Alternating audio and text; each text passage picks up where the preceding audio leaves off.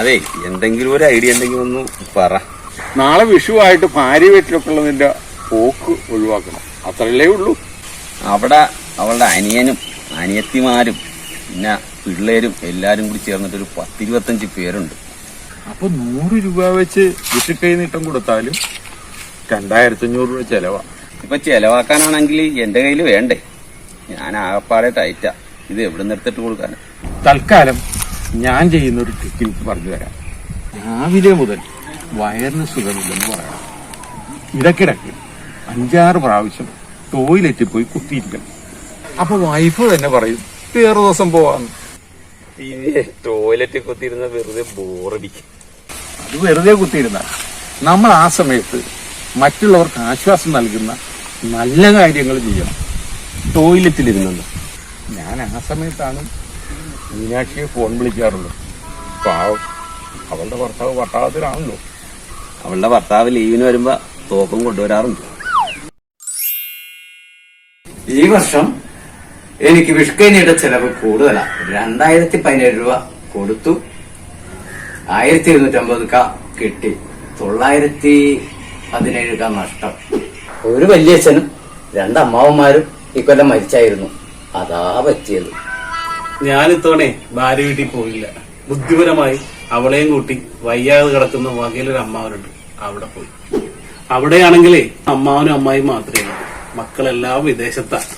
അമ്മാവനും അമ്മായിക്കും പെൻഷനുമുണ്ട്. ഇങ്ങോട്ട് വിഷുക്കൈ നീട്ടം കിട്ടി. വയ്യാതെ കിടക്കുന്ന അമ്മാവനെ സന്ദർശിച്ചെന്നുമായി. എന്നോട് ചോദിച്ചിരുന്നെങ്കിൽ ഇതിലും നല്ല ഐഡിയ ഞാൻ പറഞ്ഞു തന്നെ. പെണ്ണ് കെട്ടാത്ത നിനക്കൊന്നും ഞങ്ങളുടെ ബുദ്ധിമുട്ട് പറഞ്ഞാൽ മനസ്സിലാകില്ല. പെണ്ണ് കെട്ടാത്തതല്ല, പെണ്ണ് കിട്ടാത്തത്. കിട്ടാഞ്ഞിട്ടല്ല, വേണ്ടെന്ന് വെച്ചിട്ടാ.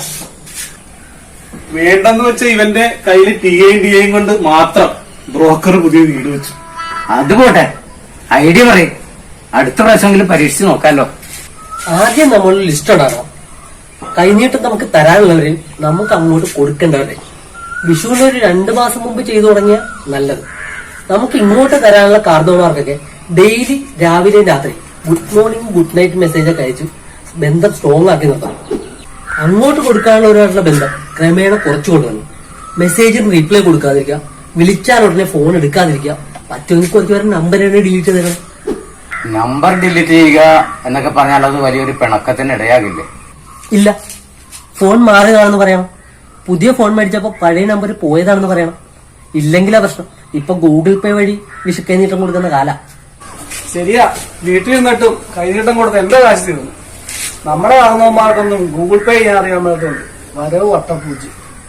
കുമാറിന് കഴിഞ്ഞ ദിവസം ഞാനൊരു സൂപ്പർ ഐഡിയ പറഞ്ഞു കൊടുത്തായിരുന്നു. ആ പഴയ ടോയ്ലറ്റ് ഐഡിയ അല്ലേ കഴിഞ്ഞ പോലെ എനിക്കും പറഞ്ഞു തരുന്നു. ഇപ്പൊ പണ്ടത്തെ പോലെ അല്ല, പട്ടാളക്കാർക്കൊക്കെ വേഗം ലീവ് കിട്ടും. സൂക്ഷിച്ചോ.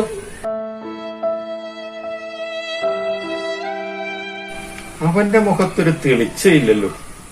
ആ, അപ്പൊ ഐഡിയ പൊളിഞ്ഞു കാണും. എന്തായി ചേട്ടൻ പറയുന്ന ടോയ്ലറ്റ് ഐഡിയ വർക്കൗട്ട് ആയില്ലേ? ഇല്ലെന്ന് മാത്രമല്ല, പൊളിഞ്ഞ് പാളീസായി പോയി. അത് നിന്റെ ആക്ടിങ് ശരിയായി കാണില്ല, അതാണ്. ആക്ടിങ് ഒക്കെ ഏറ്റ് സുഖയില്ലെന്ന് അറിഞ്ഞപ്പോ തന്നെ ഭാര്യ ഇത് ഫാമിലി വാട്സാപ്പ് ഗ്രൂപ്പിലേക്ക് കയറ്റി. എന്നിട്ട് ചേട്ടന്മാരെ കുടുംബക്കാരെല്ലാം കൂടി കെട്ടും കെട്ടി വീട്ടിലേക്ക് വന്നു വിശേഷാറിയ. എനിക്കൊരു സോസറൈസൊക്കെ എനിക്ക് പോലെ തീരുമാനമായിട്ട് പോന്നു. സദ്യയും വിഷുക്കനായിട്ട് നല്ലൊരു തുക ചെലവായി. കുറച്ച് ടീംസ് ഇപ്പോഴും തിരിച്ചു പോയിട്ടില്ല. ഇനി മുന്നോട്ട് പോകണമെങ്കിൽ ഞാൻ വല്ല ലോണും എടുക്കണം. വരാനുള്ളത് വഴി തങ്ങില്ലെന്ന് പറയാറില്ലേ, ഇതാണ്.